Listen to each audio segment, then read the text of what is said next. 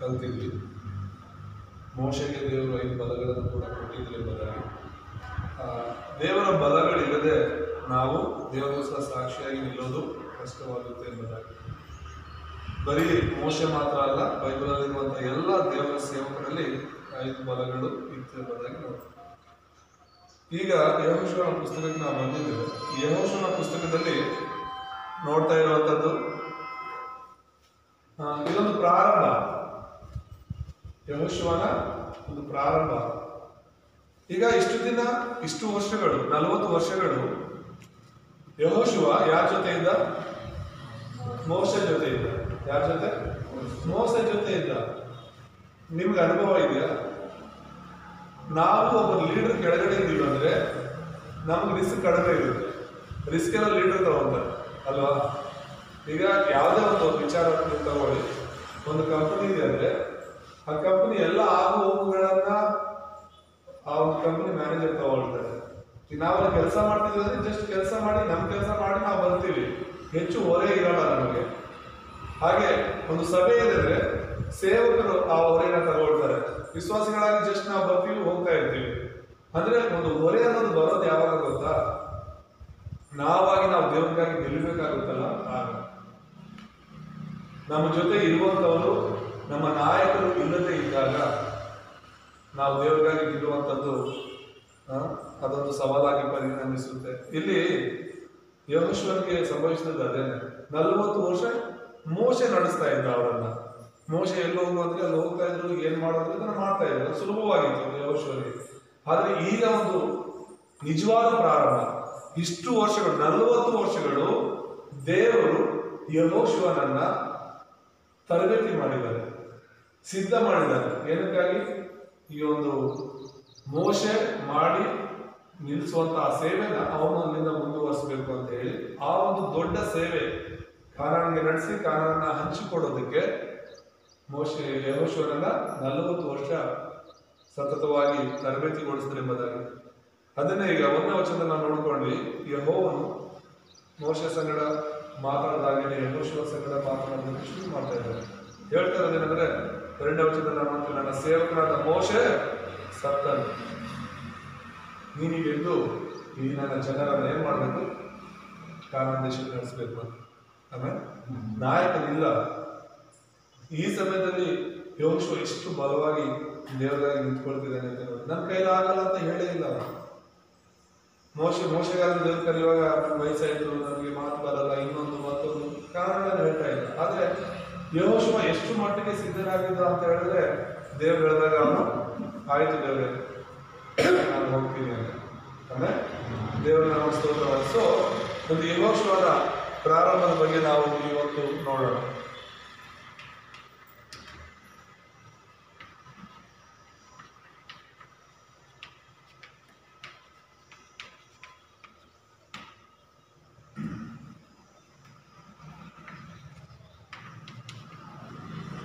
ಯೆಹೋಶುವ 1:1ರಿಂದ 9 ನಾವು ನೋಡಿದ್ದು. ಈ ಅಧ್ಯಾಯದಿಂದ ನಾವು ಇವತ್ತು ಧ್ಯಾನ ಮಾಡೋಣ. ಇದರಲ್ಲಿ ಏನಂತ ಹೇಳಿದ್ರೆ, ಪರಿಚಯದಲ್ಲಿ ಒಂದು 3 ವಿಷಯಗಳನ್ನು ನಾವು ಅರ್ಥ ಮಾಡ್ಕೋಬೇಕು. ನಾವು ಯಾರ ಮಾತು ಕೇಳ್ತಾ ಇದ್ದೀವಿ ಅನ್ನೋದು, ನಾವು ಯಾರ ಮಾತು ಕೇಳ್ತಾ ಇದ್ದೀವಿ ಅನ್ನೋದು ತುಂಬಾ ಮುಖ್ಯವಾಗುತ್ತೆ. 3 ಜನರು ಸತತವಾಗಿ ಮಾತಾಡ್ತಿರ್ತಾರೆ ನಮ್ಮ ಹತ್ರ. ಮೊದಲನೇದು ಸೈತಾನ, ಎರಡನೇದು ಜನರು, ಮೂರನೇದು ದೇವರು. ಪ್ರತಿ ಸಲ ನಿನ್ನ ನನ್ನ ಜೊತೆಯಲ್ಲಿ ಈ 3 ಸ್ವರಗಳು ಖಂಡಿತ ಕೇಳಿಸ್ತಿರುತ್ತೆ ಇಲ್ವ? ಸೈತಾನ ಮಾತಾಡ್ತಾನೆ ಇಲ್ವ ನಿಮ್ಮ ಜೊತೆ? ಹೇಳಿ, ಮಾತಾಡ್ತಾನೆ ಇಲ್ಲ? ಮಾತಾಡ್ತಾನೆ ಇಲ್ವಾ? ನನ್ನ ಜೊತೆನೂ ಮಾತಾಡ್ತಾನೆ, ಅದರಲ್ಲೇನಿದೆ? ಸೈತಾನ ಎಲ್ಲರ ಜೊತೆ ಮಾತಾಡ್ತಾನೆ. ಜನರು ಎಲ್ಲರ ಹತ್ರ ಮಾತಾಡ್ತಾರೆ, ಎಲ್ಲ ಜನರು ನಿಮ್ಮ ಹತ್ರ ಮಾತಾಡ್ತಾರೆ ತಾನೆ. ಹಾಗೇನೆ ದೇವರು ಕೂಡ ಎಲ್ಲರ ಜೊತೆ ಮಾತನಾಡ್ತಾನೆ. ನೀನು ಯಾರ ಮಾತನ್ನ ಕೇಳ್ತಿದೀಯಾ? ಅಲ್ಲೂಯ್ಯ, ನೀನ್ ಯಾರ ಮಾತು ಕೇಳ್ತಿದ್ಯಾ ಅನ್ನೋದು ಮುಖ್ಯವಾಗುತ್ತೆ. ಯಾಕೆ ಇದನ್ನ ಹೇಳ್ತಿದ್ದೀನಿ ಅಂದ್ರೆ, ಸೈತಾನನು ಗರ್ಜಿಸುವ ಸಿಂಹದೋಪಾದಿಯಲ್ಲಿ ಯಾರನ್ನ ನುಂಗಲಿ ಅಂತ ಪ್ರತಿದಿನ ಹುಡುಕ್ತಾ ಇದ್ದಾನೆ ಅಂತ ಹೇಳಿದ್ರೆ ನಿನ್ನನ್ನು ಹುಡುಕ್ತಾ ಇದ್ದಾನೆ. ನೀನೊಂದು ಅವಕಾಶ ಕೊಡ್ತೀಯನೋ ಅಂತ ಹೇಳಿ ಅವನ ಮನಸ್ಸಲ್ಲಿ ಮಾತನಾಡುವಂಥದ್ದು ಖಂಡಿತವಾಗ್ಲು ಆದಾಮ ಅವ್ರ ಮಾತಾಡಿದಾಗೆ ನಿನಗೆ ದೇವರೇನಕ್ಕೆ, ನೀನ್ ದೇವರಾಗ್ಬೋದಲ್ಲ ಅಂತ ಹೇಳಿ ಎಷ್ಟೋ ಜನ ಇವತ್ತು ಈ ಎಥಿಸ್ಟ್ ಅಂತ ಹೇಳ್ತಾರೆ ಇಂಗ್ಲಿಷಲ್ಲಿ. ಅವ್ರೇನಂದ್ರೆ ಯಾವ ದೇವರು ಇಲ್ಲ ಅಂತ ಹೇಳೋರು, ಯಾವ ದೇವರು ನಂಬಲ್ಲ. ಕೇಳಿದ್ರ ಅವ್ರ ಬಗ್ಗೆ?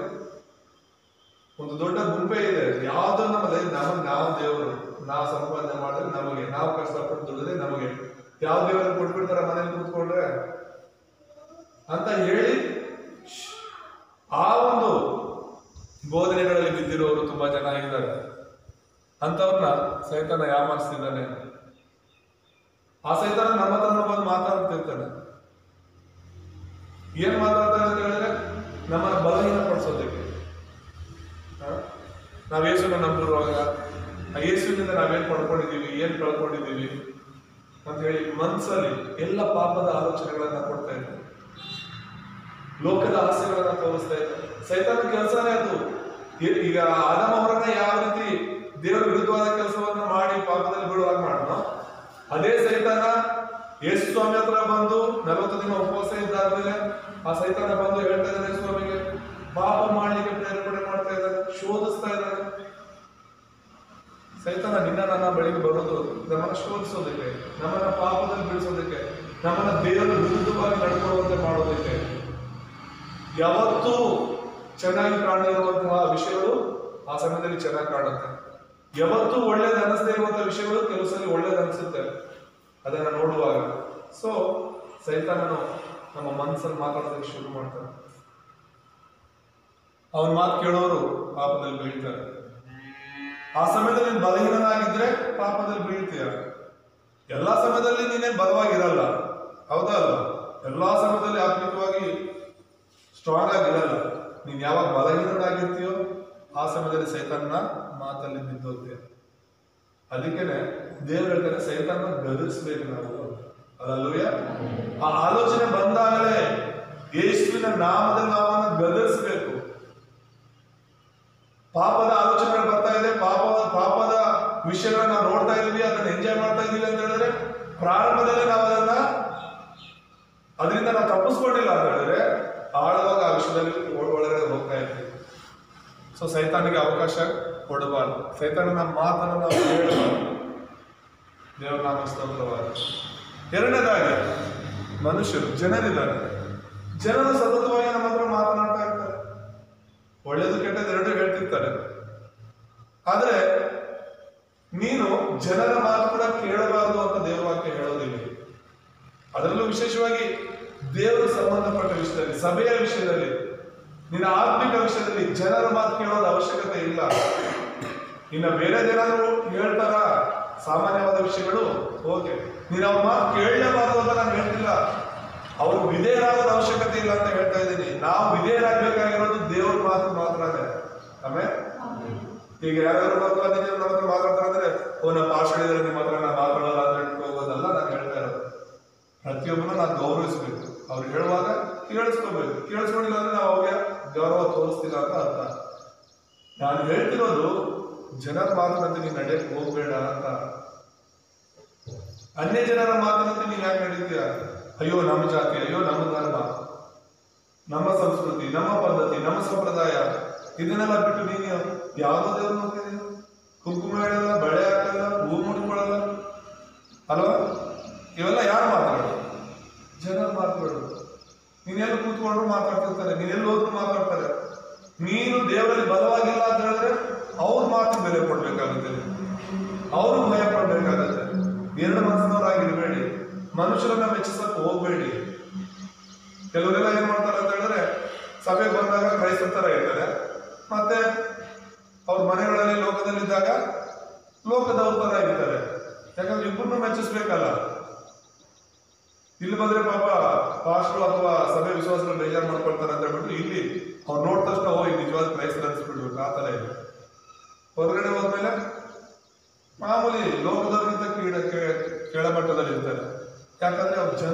ಪಡ್ತಾ ಇದ್ದಾರೆ. ನೀನು ಜನರು ಭಯ ಪಡೋ ಭಯ ದೇವರಲ್ಲಿ 50% ಭಯ ಪಡೆದ್ರು ಕೂಡ ನಾವು ಈ ತರ ಇರಲ್ಲ, ಇನ್ನೂ ಬಲವಾಗಿ ದೇವರಲ್ಲಿ ಇರ್ತೀವಿ. ಅಲ್ಲಲ್ವಯ್ಯ?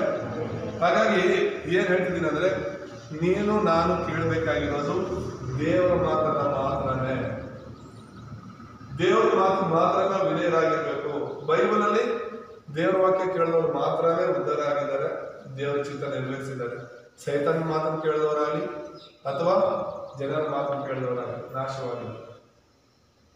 ಹಾಗಾಗಿ ಯೆಹೋಶುವನ ಬಳಿಯಲ್ಲಿ ನಾವು ನೋಡುವಾಗ ದೇವರ ಸಂಗಡ ಮಾತನಾಡ್ತಾರೆ. ಹೌದು, ಸೈತಾನನು ಯೆಹೋಶುವನ ಹತ್ರ ಮಾತಾಡ್ತಾರೆ, ಈ ಕಡೆ ಜನರು ಮಾತಾಡ್ತಿರ್ತಾರೆ. ಆದ್ರೆ ಅವನು ಕಿವಿಗೊಟ್ಟಿದ್ದು ದೇವರ ಸ್ವರವನ್ನ ಎಂಬುದಾಗಿ ನಾವು ನೋಡ್ತಾ ಇದ್ದೇವೆ. ಹೊಸ ಒಡಂಬಡಿಕೆಯಲ್ಲಿ ಯೇಸುವನ್ನು ಹೇಳ್ತಾರೆ, ಕಿವಿಯುಳ್ಳವನು ಕೇಳಲಿ ಅಂತ. ಎಲ್ಲರಿಗೂ ಕಿವಿಗಳಿದೆ, ಅದೇ ಕೇಳೋ ಕಿವಿಗಳು ಕೆಲವರು ಮಾತ್ರ ಇರುತ್ತೆ. ದೇವರ ಸ್ವರವನ್ನ ಆಲಿಸುವಂತ ಕಿವಿಗಳು ಕೆಲವರು ಮಾತ್ರ ಇರುತ್ತೆ. ಎಲ್ಲರಿಗೂ ಕೇಳಿಸ್ತಿದ್ದಲ್ಲ. ಈಗ ನೀವೆಲ್ಲರೂ ಇದ್ದೀರಾ ಅಂದ್ರೆ ನಿಮ್ಮೆಲ್ಲರಿಗೂ ಕೇಳಿಸ್ತಿದೆ ನಾನು ಹೇಳ್ತಿರೋದು. ಕೇಳಿಸ್ತಿಲ್ವಾ? ಕೇಳಿಸ್ತಿದೆ. ಕೇಳಿಸ್ಕೊಳ್ಳೋದಲ್ಲ ಮುಖ್ಯ. ಕಿವಿಯುಳ್ಳವನು ಕೇಳಲಿ ಅಂದ್ರೆ ನೀನೇನ್ ಕೇಳಿಸ್ಕೊಳ್ತಿದೀಯಾ ಅದರಂತೆ ನಡ್ಕೊಳ್ಳೋದು. ಹಾಗಾಗಿ ನೀನ್ ದೇವರ ವಾಕ್ಯವನ್ನು ಕೇಳ್ತಿದ್ಯಾ ಅಂದ್ರೆ ನನಗೆ ಗೊತ್ತು, ಈ ವಚನ ಗೊತ್ತಿದ್ದು ಏನು ಪ್ರಯೋಜನ? ನೆಲದ ಮೇಲೆ ಇರುವ ಬೀಜದ ಹಾಗೆ ನೀನ್ ಸುಮ್ಮನೆ ದೇವರ ವಾಕ್ಯ ತಿಳ್ಕೊಂಡಿದ್ರೆ ಅದು ಬೆಳೆದು ಫಲ ಕೊಡ್ಬೇಕು ಅಂದ್ರೆ ಭೂಮಿ ಒಳಗಡೆ ಇರಬೇಕು. ದೇವರ ವಾಕ್ಯ ನಿನ್ನ ಹೃದಯದ ಅಂತರಾಳದಲ್ಲಿ ಇರಬೇಕು. ಆಮೇಲೆ ಅದನ್ನ ನೀನ್ ಬಲವಾಗಿ ಇಡ್ಬೇಕು. ನೀನ್ ಏನ್ ಒಳಗಡೆ ಇಟ್ಕೊಂಡಿದ್ಯಾ ಅದೇ ನಿನ್ನ ಸ್ವಭಾವ ಆಗುತ್ತೆ. ಅದನ್ನೇ ಮುದ್ರೆ ಬೇರು ಸ್ವಭಾವ ಅಂತೀವಿ. ಮುದ್ರೆ ಅಂದ್ರೆ ಈಗ ಸೈತಾನ ಮಾತಾಡ್ತಿರ್ತಾನೆ, ಆ ಮಾತನ್ನ ನೀನು ಹೃದಯ ತಗೋಬಿಟ್ರೆ ಅದು ಮುದ್ರೆ ಆಗುತ್ತೆ. ಮತ್ತೆ ಒಂದ್ಸಲಿ ಮುದ್ರೆ ಆದ್ಮೇಲೆ ಅದೇ ವಿಷಯದಲ್ಲಿ ನೀನು ನಿಧಾನ ಬೇರು ಬಿಡ್ತಿರ್ತೀಯ.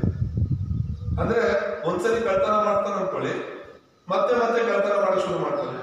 ಅಂದ್ರೆ ಅದರಲ್ಲೇ ಆಳವಾಗಿ ಬೇರು ಬಿಟ್ಟು ಒಂದು ದೊಡ್ಡ ಕಳ್ಳನಾಗಿ ಮಾರ್ಪಡ್ತಾನೆ. ಕುಡುಕನ ಹಾಕ್ತಾನೆ ಅನ್ಕೊಳ್ಳಿ, ಫಸ್ಟ್ ಸಲ 2 ಸಲ ಕುಡಿತಾನಂದ್ರೆ ಅದೊಂದು ಬೀಜ ಮುದ್ರೆ. ಆದ್ರೆ ಬೇರು ಬಿಡೋದಂದ್ರೆ ಕುಡಿದೇ ಇರಕ್ಕೆ ಆಗದೆ ಇರುವಷ್ಟು ಆಳವಾಗಿ ಬೇರು ಬಿಡೋದು. ಕೊನೆಗೆ ಅದು ಅವನ ಸ್ವಭಾವವಾಗಿ ಇವನೊಬ್ಬ ಕುಡುಕ ಅಂತ ಹೇಳೋದು, ಇವನೊಬ್ಬ ಕಳ್ಳ ಅಂದ್ರೆ ಅವನ ಸ್ವಭಾವನೇ ಬದಲಾಗ್ಬಿಡುತ್ತೆ. ಅವ್ನು ನೋಡೋರೆಲ್ಲರೂ ಕೂಡ ಅವನ ಕಳ್ಳನಾಗೋ ಕುಡುಕನಾಗೋ ವ್ಯಭಿಚಾರಿಯಾಗೋ ಇವನಾಗೋ ಗುರುತಿಸ್ತಿದಾರೆ ಅಂದ್ರೆ ಅದು ಅವನ ಸ್ವಭಾವ ಆಗ್ಬಿಟ್ಟಿದೆ ಅಂತ ಅರ್ಥ. ಜನರ ಮಾತನ್ನ ನೀನ್ ಕೇಳ್ತಿದ್ಯಾ ಅಂದ್ರೆ ಜನರ ಮಾತು ನಿನ್ನ ಹೃದಯದ ಮುದ್ರೆ ಆಗುತ್ತೆ. ಅವ್ರ ಮಾತಲ್ಲೇ ನೀನ್ ಬೇರ್ ಬಿಡ್ತೀಯ, ಮತ್ತೆ ಅದೇ ನಿನ್ನ ಸ್ವಭಾವವಾಗಿ ಮಾಡ್ಬಿಡೋದು. ಆದ್ರೆ ನೀನು ನಾನು ದೇವ್ರ ಮಾತನ್ನ ಕೇಳಬೇಕಾಗಿರೋದು, ದೇವ್ರ ಮಾತನ್ನ ಹೃದಯ ತಗೋಬೇಕಾಗಿರೋದು. ಮನುಷ್ಯನ ಮಾತನ್ನ ಈ ಕಿವಿಗಾಗಿ ಈ ಕಿವಿ ತೆಗೆಯೋಣ ಪರವಾಗಿಲ್ಲ, ಅದೇ ದೇವ್ರ ಮಾತನ್ನ ನಮ್ಮ ಹೃದಯಕ್ಕೆ ಹೋಗ್ಬೇಕು. ಅಲ್ಲೂಯ್ಯ. ಸೊ ಹಾಗಾಗಿ ದೇವರ ವಾಕ್ಯಗಳನ್ನ ನಾವು ಕೇಳುವವರಾಗಿರ್ಬೇಕು. ಕೇಳುವಂದ್ರೆ ಅದಕ್ಕೆ ವಿಧೇಯರಾಗುವವರಾಗಿ ಇರಬೇಕೆಂಬುದಾಗಿ ನಾವು ನೋಡ್ತೇವೆ. ಮುಖ್ಯ ಸಂದೇಶದಲ್ಲಿ ನಾವು ನೋಡುವಾಗ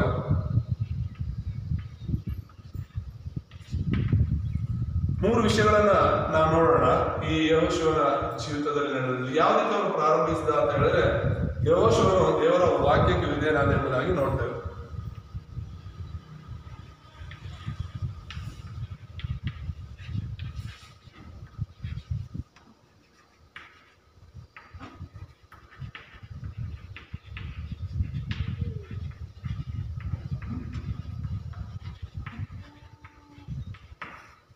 ಯಾರು ಮಾತಾಡ್ತಿದ್ದಾರೆ ಅವರ ಹತ್ರ?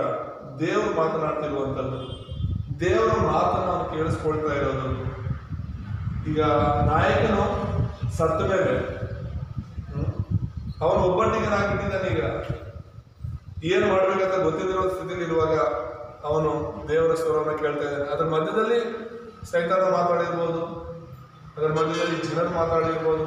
ಆಯ್ತು, ಈಗ ಮೋಶೆ ಅಂತ ಮೋಶೆ ಜೊತೆ ಹೋಗ್ತಾ ಇದ್ದಲ್ಲ, ಈಗ ಮೋಶೆ ಇಲ್ಲ, ಏನ್ ಮಾಡ್ತೀವಿ ಅಲ್ವಾ? ಅನೇಕ ಮಾತುಗಳಿಂದ ಸೋತು ಹೋಗಿರ್ಬೋದು ಅವನು. ನಾವು ಸೋತೋಗದೆ ಮನುಷ್ಯನ ಮಾತು ಕೇಳುವಾಗ, ನಾವು ಸೋತೋಗದೆ ಸೈತಾನ ಮಾತು ಕೇಳುವಾಗ. ಅದಕ್ಕೇನೆ ಸೋತೋಗಿದ್ದಂತ ಒಂದು ವೇಳೆ ಯೆಹೋಶುವನನ್ನ ದೇವರು ಧೈರ್ಯಪಡಿಸ್ತಾ ಇದ್ದಾರೆ, ದೇವರು ಬಲಪಡಿಸ್ತಿರೋದನ್ನ ಇಲ್ಲಿ ನಾವು ನೋಡ್ತೇವೆ. ನೀನು ನಾನು ಕೂಡ ಈ ಒಂದು ಯೆಹೋಶುವನ ತರ ಇರಬೇಕು. ದೇವರ ವಾಕ್ಯವನ್ನ ಕೇಳಿ ಅದಕ್ಕೆ ವಿಧೇಯರಾಗುವವರಾಗಿ ನಾವು ಮಾರ್ಪಡಬೇಕು ಅಂತ ಕೆಲವು ವಿಷಯಗಳನ್ನ ಇದರಲ್ಲಿ ನಾವು ನೋಡುವಾಗ, ಯೆಹೋಶುವ 1:2 ವಿಧೇಯನಾಗಬೇಕು ಅಂದ್ರೆ ಮೊದಲು ಕೇಳಿಸ್ಕೋಬೇಕಾನೆ. ನಾವು ದೇವರ ವಾಕ್ಯಕ್ಕೆ ವಿಧೇಯರಾಗಬೇಕು ಅಂದ್ರೆ ದೇವ್ರು ಏನ್ ಮಾತಾಡ್ತೇನೆ ನಮ್ಮ ಹತ್ರ ಅಂತ ನಾವು ಕೇಳಿಸ್ಕೋಬೇಕಾನೆ. ಹಾಗಾಗಿ ಇಲ್ಲಿ ಮೊದಲನೇ ಸರಿ ದೇವರು ಮಾತನಾಡ್ತಿರೋದನ್ನ ನೋಡ್ತೀವಿ. ಆಮೇಲೆ ಇದುವರೆಗೂ ನೇರವಾಗಿ ಯೆಹೋಶುವನ ಹತ್ರ ದೇವರು ಮಾತಾಡಿರಲಿಲ್ಲ. ಎಲ್ಲೂ ಕೂಡ ನಾನು ಕಂಡಂಗೆ ಬೈಬಲಲ್ಲಿ ಎಲ್ಲೂ ಯೆಹೋಶುವನ ಹತ್ರ ಇದೇ ಫಸ್ಟ್ ಟೈಮ್ ಯೆಹೋಶುವನ ಹತ್ರ ದೇವರು ಮಾತಾಡ್ತಿದ್ರು. ಯಾಕಂದ್ರೆ ಅದ್ರ ಮುಂಚೆ ಮೋಶೆ ಹತ್ರ ದೇವರು ಮಾತಾಡ್ತಿದ್ರು, ಮೋಶೆ ಮೂಲಕನೇ ಎಲ್ಲ ಮಾಡ್ತಾ ಇದ್ರು. ಆದ್ರೆ ಈಗ ಮೋಶೆ ಸತ್ತ ಮೇಲೆ ದೇವರು ಯೆಹೋಶುವನ ಹತ್ರ ಮಾತಾಡೋದಕ್ಕೆ ಶುರು ಮಾಡಿದ್ರು. ಹಲ್ಲೆಲೂಯಾ, ದೇವರ ನಾಮಕ್ಕೆ ಸ್ತೋತ್ರವಾಗಲಿ. ಮೊದಲನೇ ಸಲ ಅವನು ದೇವರ ಸ್ವರವನ್ನ ಕೇಳ್ತಾ ಇದ್ದಾನೆ. ಎರಡನೇದಾಗಿ ನಾವು ನೋಡುವಾಗ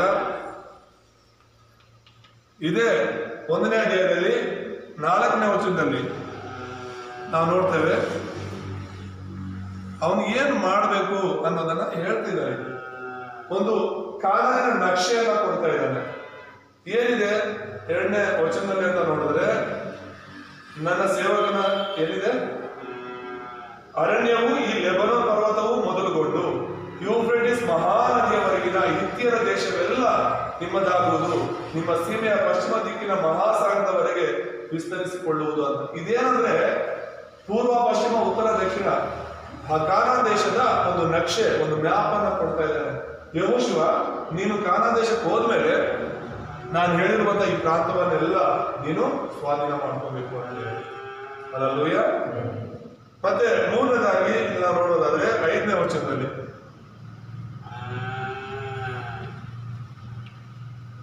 ಒಂದು 5ರಲ್ಲಿ ಏನಿದೆ,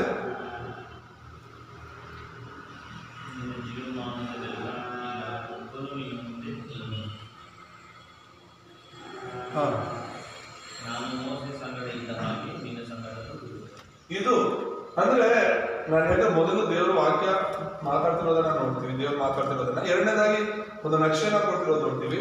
ಮೂರನೇದಾಗಿ ದೇವ್ರು ಭರವಸೆನ ಕೊಡ್ತಾ ಇದ್ದಾನೆ. ಏನಂತ ಹೇಳಿ, ಅದು ಇಮ್ಮಾನುವೇಲನ ಭರವಸೆ ಅಂತ ಹೇಳ್ತೀವಿ. ನಾನೇ ನಿನ್ನ ಜೊತೆ ಇರ್ತೇನೆ. ನಾನು ಹೇಗೆ ಮೋಶೆ ಸಂಗಡ ಇದ್ದು ಜಯಕರವಾಗಿ 40 ವರ್ಷಗಳು ಅರಣ್ಯದಲ್ಲಿ ನಡೆಸ್ತಾ ಬಂದು, ಈಗ ನೀನು ಕೂಡ ಕಾನಾನೊಳಗೆ ಹೋಗಿ ಕಾನನ್ನ ಸ್ವತಂತ್ರ ಮಾಡ್ಕೊಳ್ಳೋ ತನಕನೂ ಕೂಡ ನಾನೇ ನಿನ್ನ ಸಂಗಡ ಇರ್ತೇನೆ ಅನ್ನೋದಾಗಿ ಹೇಳ್ತೇನೆ. ಹಲ್ಲೆಲೂಯಾ. ದೇವರು ನಿನ್ನ ಜೊತೆ ಮಾತಾಡ್ತಾ ಇದ್ದಾರೆ ಅಂದ್ರೆ, ದೇವ್ರು ನಿಮ್ಗೆ ಒಂದು ಕೆಲಸವನ್ನು ಕೊಡ್ತಿದ್ದಾರೆ ಅಂತ ಹೇಳಿದ್ರೆ, ದೇವರು ನಿನ್ನನ್ನ ಅನಾಥವಾಗಿ ಬಿಡೋದಿಲ್ಲ. ಈಗಲೂ ನಾವು ಅನಾಥರಲ್ಲ, ದೇವ್ರು ನಮ್ಮ ಜೊತೆ ಇದ್ದಾರೆ. ದೇವರು ಯಾರು ದೇವರ ಮಾತು ವಿಧೇಯರಾಗಿರ್ತಾರೋ ಖಂಡಿತವಾಗ್ಲೂ ದೇವರು ಅವ್ರ ಜೊತೆ ಇರೋದನ್ನ ನಾವು ನೋಡ್ತೇವೆ. ಮತ್ತೆ 4ನೇದಾಗಿ 6ನೇ ವಚನ ನೋಡೋಣ. ನಿನ್ನನ್ನು ಕೈಬಿಡುವುದಿಲ್ಲ, ತೊರೆಯುವುದಿಲ್ಲ, ಸ್ಥಿರಚಿತ್ತನಾಗಿದ್ದು ಧೈರ್ಯದಿಂದಿರು. ಯಾಕೆಂದರೆ ನಾನು ಈ ಜನರ ಪಿತೃಗಳಿಗೆ ಪ್ರಮಾಣ ಮಾಡಿದ ದೇಶವನ್ನು ಇವರಿಗೂ ನೀನೇ ಸ್ವಾಧೀನಪಡಿಸಬೇಕು. ದೇವರ ನಾಮ ಸ್ತೋತ್ರ. ಇಲ್ಲಿ ದೇವರು ಹೇಳ್ತಾ ಇರೋದು, ನೀನು ಧೈರ್ಯವಾಗಿರು, ನೀನು ಭಯ ಪಡಬೇಡ, ಸ್ಥಿರಚಿತ್ತನಾಗಿದ್ದು ಧೈರ್ಯದಿಂದಿದ್ದು ನೀನು ಮುಂದೆ ಹೋಗ್ಬೇಕು, ಹೋಗಿ ಕಾನಾನ್ ದೇಶವನ್ನ ನೀನು ಸ್ವಾಧೀನಪಡಿಸ್ಕೊಳ್ಬೇಕು ಅಂತ. ಅದು ನಾವು ಊಹಿಸುವಷ್ಟು ಸುಲಭ ಅಲ್ಲ. ಕಾನಾನ್ ದೇಶದಲ್ಲಿ ಈಗಾಗಲೇ 7 ದೇಶಗಳಿವೆ, 7 ಜನರ ಗುಂಪುಗಳಿವೆ. ತುಂಬಾ ಬಲಿಷ್ಠವಾದ ಜನರವರೆಲ್ಲ. ಸಾಧಾರಣವಾಗಿ ಈ ಒಂದು ಯೆಹೋಶುವನ ಮೇಲೆ, ಅವನ ಸೈನ್ಯದ ಮೇಲೆ ಹೋರಾಡೋದೇ ದೊಡ್ಡ ವಿಷಯ ಅಲ್ಲ ಅವರಿಗೆ. 7 ಅರಸರುಗಳು, 7 ಜನಾಂಗಗಳು ಆ ಒಂದು ಕಾನಾನ್ ದೇಶದೊಳಗೆ ಇದ್ದರು. ಏನೋ ಸುಮ್ಮನೆ ಬಲಿದಾಗಿರುವಂತಹ ದೇಶವನ್ನು ಹೋಗಿ ಸ್ವಾಧೀನ ಮಾಡ್ಕೋ ಅಂತ ಹೇಳ್ತಾ ಇಲ್ಲ ದೇವರಲ್ಲಿ. ತುಂಬಾ ಬಲಿಷ್ಠವಾದ 7 ಜನಾಂಗಗಳು ಅಲ್ಲಿ ಇದ್ರು. ಕಾನಾನಿಯರು, ಯೆಬೂಸಿಯರು, ಹಿತ್ತಿಯರು, ಅಮ್ಮೋನಿಯರು, ಇವರೆಲ್ಲ ಇದ್ದಂತ ಒಂದು ಪ್ರದೇಶ ಅದು. ಆದ್ರೆ ಆ ದೇಶವನ್ನ ದೇವರು ಹೇಳ್ತಾ ಇರೋದೇನು, ನೀನು ಹೋಗಿ ಸ್ವಾಧೀನ ಮಾಡ್ಕೊ ಅಂತ ಹೇಳಿ. ಅದಕ್ಕೆ ಈಗ ನಮ್ಮ ದೇಶ ಕೂಡ ಅದೇ ತರ ಇದೆ. ನಮ್ಮ ದೇಶ ಕೂಡ ತುಂಬಾ ಇದ್ರಲ್ಲಿ ನಾವು ನೋಡ್ತೀವಿ, ಅನ್ಯ ಜನರು ಇದ್ದಾರೆ, ಅನೇಕ ಧರ್ಮದವರು ಇದ್ದಾರೆ, ಅನೇಕ ಜಾತಿಯವರು ಇದ್ದಾರೆ. ಈ ನಮ್ಮ ದೇಶವನ್ನು ಸ್ವಾಧೀನ ಮಾಡ್ಕೊಂಡಿದ್ದಾರೆ. ಅವರವರ ಇಷ್ಟಕ್ಕೆ ತುಂಬಾ ಬಲವಾದ ದೇಶವಾಗಿ ಕಾಣ್ತಾ ಇದೆ. ಶತ್ರುಗಳೇ ತುಂಬಾ ಬಲವಾಗಿದ್ರು ಕಾನಾನ್ ದೇಶದಲ್ಲಿ.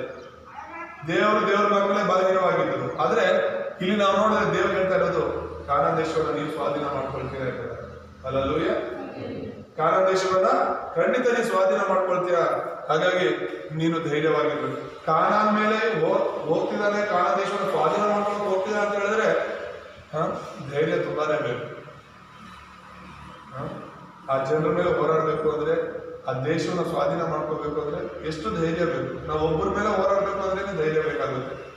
ಅಂತಂದ್ರೆ 7 ಜನಾಂಗಗಳ ಮೇಲೆ ನಾವು ಹೋರಾಡಬೇಕು ಅಂದ್ರೆ ನಿಜವಾಗ್ಲೂ ಕೂಡ ತುಂಬಾ ಧೈರ್ಯ ಬೇಕು. ಯಾಕೆ ದೇವರು ಯೆಹೋಶುವನಿಗೆ ಪದೇ ಪದೇ ಧೈರ್ಯವಾಗಿರು, ಸ್ಥಿರಚಿತ್ತನಾಗಿರು, ಭಯ ಪಡಬೇಡ ಅಂತ ಹೇಳ್ತಿದ್ದಾನೆ ಅಂತ ಹೇಳಿದ್ರೆ ಅವನು ಮಾಡ್ಬೇಕಾಗಿರೋ ಸೇವೆ ಅಷ್ಟು ಕಠಿಣವಾದದ್ದಾಗಿತ್ತು, ಆ ಸವಾಲು ಅಷ್ಟು ಬಲವಾಗಿತ್ತು. ಹಾಗಾಗಿ ದೇವರೇ ಅವನನ್ನ ಆ ಮಟ್ಟಕ್ಕೆ ಬಲಪಡಿಸ್ತಿರೋದನ್ನ ನಾವು ನೋಡ್ತೇವೆ. ಮತ್ತೆ 7ನೇ ವಚನವನ್ನು ಓದೋಣ. ನನ್ನ ಸೇವಕನಾದ ಮೋಶೆ ನಿನಗೆ ಬೋಧಿಸಿದ ಧರ್ಮೋಪದೇಶವನ್ನೆಲ್ಲ ಕೈಗೊಂಡು ನಡೆಯುವುದರಲ್ಲಿ ಸ್ಥಿರಚಿತ್ತನಾಗಿರು, ಪೂರ್ಣ ಧೈರ್ಯದಿಂದಿರು, ಅದನ್ನು ಬಿಟ್ಟು ಎಡಕ್ಕಾದರೂ ಬಲಕ್ಕಾದರೂ ಹೋಗಬೇಡ, ಆಗ ನೀನು ಎಲ್ಲಿ ಹೋದರೂ ಕೃತಾರ್ಥನಾಗುವಿ. ಹೌದು, ಇಲ್ಲಿ ದೇವರು ಹೇಳ್ತಾ ಇರೋದು ಈ ಮೋಶೆ ಬರೆದುಕೊಟ್ಟಿರುವಂತ ಈ ಧರ್ಮಶಾಸ್ತ್ರ ಏನಿದೆ, ದಶಾಜ್ಞೆಗಳು ಮತ್ತೆ ಮೋಶೆ ಬೋಧನೆ ಮಾಡಿರುವಂತ ಎಲ್ಲ ಬೋಧನೆಗಳು, ನೀನು ಈ ನನ್ನ ದೇವರ ವಾಕ್ಯವನ್ನು ಹಿಡ್ಕೋಬೇಕು, ಈ ಧರ್ಮಶಾಸ್ತ್ರವನ್ನು ಹಿಡ್ಕೋಬೇಕು. ಇದು ನನ್ನ ವಾಕ್ಯ, ನೀನು ಇದನ್ನ ಬಿಟ್ಟು ಎಡಕ್ಕಾಗ್ಲಿ ಬಲಕ್ಕಾಗ್ಲಿ ತಿರುಗಬಾರದು ಅಂತ ಹೇಳಿದರು. ನಾವು ಪದೇ ಪದೇ ತಿರುಗ್ತಾ ಇರ್ತೀವಲ್ಲ ಅಲ್ವಾ? ದೇವ್ರ ಮಾರ್ಗದಲ್ಲಿ ಹೋಗ್ತಾ ಇರ್ತೀವಿ, ನಮ್ಗೆ ಇಷ್ಟ ಬಂದಾಗ ದಾರಿ ತಪ್ತಾ ಇರ್ತೀವಿ, ಮತ್ತೆ ಬಿಟ್ಟು ಬರ್ತೀವಿ, ದಾರಿ ತಪ್ತಾ ಇರ್ತೀವಿ. ದೇವ್ರು ಹೇಳ್ತಿರೋದು ಎಡಕ್ಕಾಗಿ ಬಲಕ್ಕಾಗಿ ಹೋಗಬಾರ್ದು. ದೇವರ ವಾಕ್ಯದ ಪ್ರಕಾರ ನೀವು ಜೀವಿಸ್ಬೇಕು ಅಂತ ಅದನ್ನೇ ಇಲ್ಲಿ ಹೇಳ್ತಾ ಇರುವಂತದ್ದು. ಯೆಹೋಶುವನಿಗೆ ದೇವರು ಹೇಳ್ತಾ ಇರುವಂತದ್ದು, ನನ್ನ ಸೇವಕರಾದ ಮೋಶೆ ನಿನಗೆ ಬೋಧಿಸಿದ ಧರ್ಮೋಪದೇಶವನ್ನೆಲ್ಲ ಕೈಗೊಂಡು ನಡೆಯುವುದರಲ್ಲಿ ನೀವು ಸ್ಥಿರಚಿತ್ತನಾಗಿರ್ಬೇಕು ಅಂತ ಹೇಳ್ತಾರೆ. ಪೂರ್ಣ ಧೈರ್ಯದಿಂದಿರು, ಅದನ್ನು ಬಿಟ್ಟು ಎಡಕ್ಕಾದ್ರೂ ಬಲಕ್ಕಾದ್ರೂ ಹೋಗಬಾರ್ದು, ಆಗ ನೀನು ಎಲ್ಲಿ ಹೋದರೂ ಕೃತಜ್ಞನಾಗುವೆ. ಯಾವಾಗ ನೀನು ದೇವರ ವಾಕ್ಯದಂತೆ ನಡ್ಕೊಳ್ತೀಯೋ ಆಗ ನೀನು ಎಲ್ಲೂ ಹೋದ್ರೂ ಕೂಡ, ಅದು ಕಾಡಲ್ಲಿ ನೀನಿದ್ರು ಪರವಾಗಿಲ್ಲ, ನಾಡಲ್ಲಿದ್ರು ಪರವಾಗಿಲ್ಲ,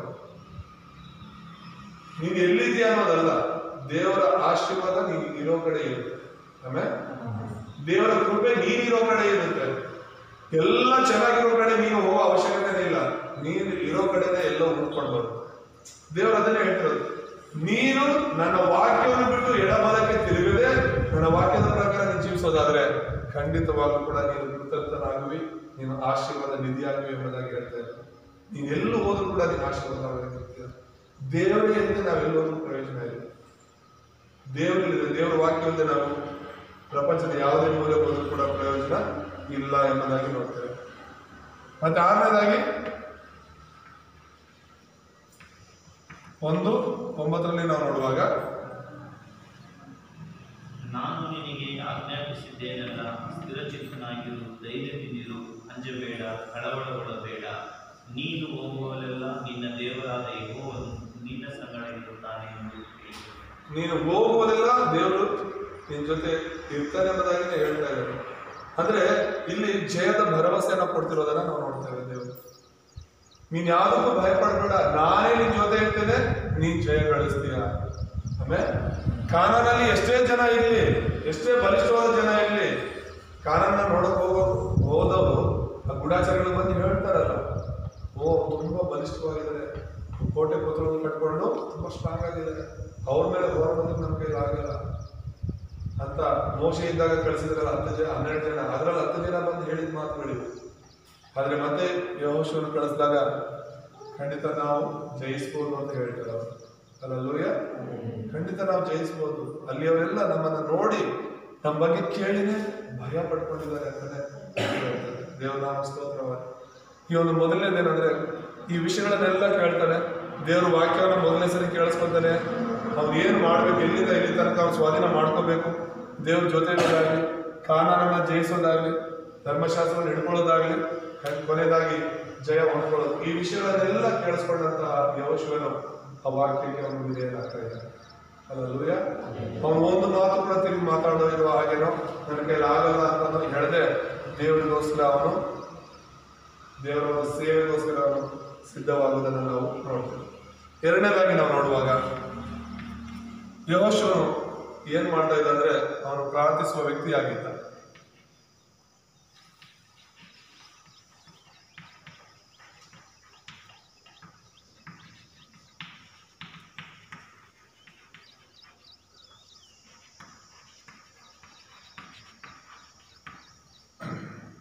ದೇವರ ವಾಕ್ಯ ಯಾರು ಕೇಳ್ತಾರೆ, ದೇವರ ವಾಕ್ಯದಂತೆ ಯಾರು ನಡ್ಕೊಳ್ತಿರ್ತಾರೆ, ಅವ್ರಿಗೆ ಪ್ರಾರ್ಥನೆಗಳಲ್ಲಿ ಆಸಕ್ತಿ ಇದ್ದೇ ಇರುತ್ತೆ.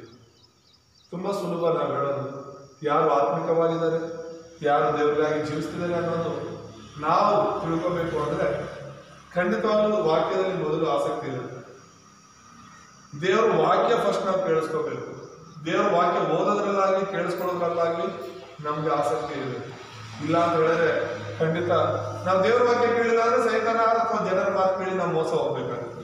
ನಾವೆಷ್ಟು ದೇವರ ವಾಕ್ಯ ಕೇಳಿಸ್ಕೊಳ್ತೀವೋ ಅಷ್ಟು ನಾವು ದೇವರಿಗೋಸ್ಕರ ಬಲವಾಗಿ ನಿಲ್ಲೋದಕ್ಕಾಗುತ್ತೆ. ದೇವರ ವಾಕ್ಯ ನಮಗೆ ಗೊತ್ತಿದೆ ಅಂದ್ರೆ ಪ್ರಾರ್ಥನೆ ಮಾಡೋದು ಸುಲಭವಾಗುತ್ತೆ. ಪ್ರಾರ್ಥನೆ ಮುಖ್ಯ, ಆದ್ರೆ ಪ್ರಾರ್ಥನೆಗಿಂತ ಹೆಚ್ಚು ಮುಖ್ಯ ಯಾವುದು?